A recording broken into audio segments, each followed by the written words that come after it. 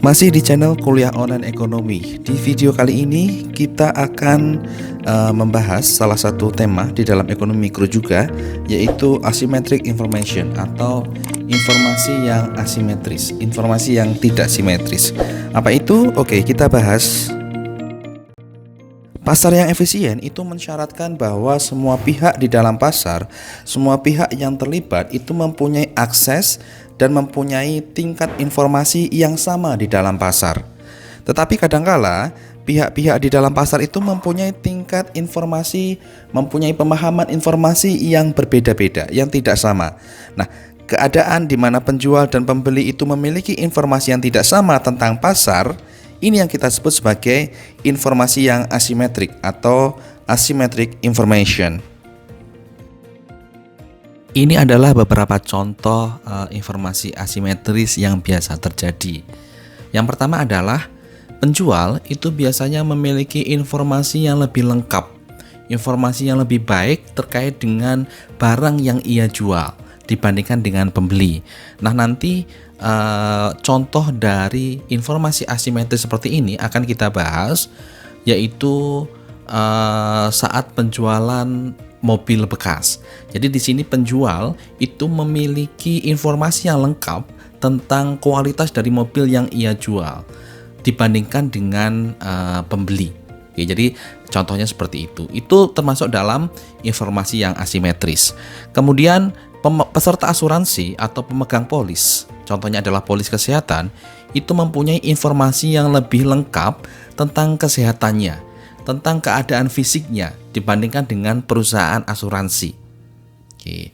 Kemudian contoh yang lain adalah pekerja, atau lebih spesifik misalnya adalah pencari kerja, itu mempunyai informasi yang lebih baik, lebih lengkap tentang keterampilan dan keahlian termasuk produktivitas yang ia miliki dibandingkan dengan pemilik perusahaan.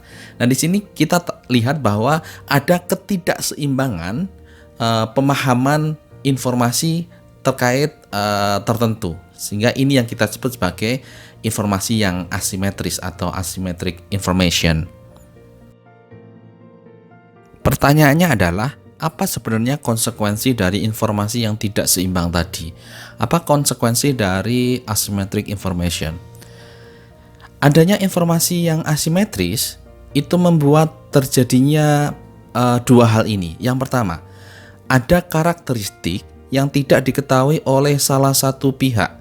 Ada yang kita sebut sebagai hidden characteristic. Dan ini nantinya akan menimbulkan apa yang kita sebut sebagai adverse selection. Oke, itu yang pertama. Kemudian yang kedua adalah dengan adanya informasi yang asimetris itu memungkinkan terjadinya tindakan yang tidak diketahui oleh salah satu pihak, yang kita sebut sebagai hidden action. Oke, nantinya ini akan menimbulkan moral hazard. Jadi ada dua hal inilah yang sebagai akibat dari adanya informasi yang tidak simetris, adanya informasi yang asimetris. Apa itu adverse selection? Adverse selection terjadi saat terjadinya hidden characteristic, di mana ada karakteristik tertentu yang hanya diketahui oleh salah satu pihak saja, di mana karakter tersebut bersifat merugikan atau tidak diinginkan oleh pihak yang tidak terinformasi. Oke, jadi ada karakteristik yang hanya diketahui oleh salah satu pihak saja, dan sifatnya karakteristik ini adalah merugikan atau tidak diinginkan oleh pihak yang tidak terinformasi. Tapi sayangnya dia tidak tahu karakteristik ini. Oke, itu adalah adverse selection. Nah, nanti dampak lanjutannya adalah di dalam pasar itu akan didominasi oleh produk-produk dengan kualitas yang jelek, dengan karakteristik yang jelek. Bahkan dampak ekstrimnya adalah tidak ada pasar, tidak ada transaksi di dalam pasar. Oke, nanti kita akan bahas waktu kita membahas adverse selection. Tapi intinya gambarannya seperti itu. Sedangkan moral hazard itu terjadi saat pihak yang mempunyai informasi melakukan tindakan yang tidak diketahui oleh pihak lain, sehingga merugikan pihak tersebut.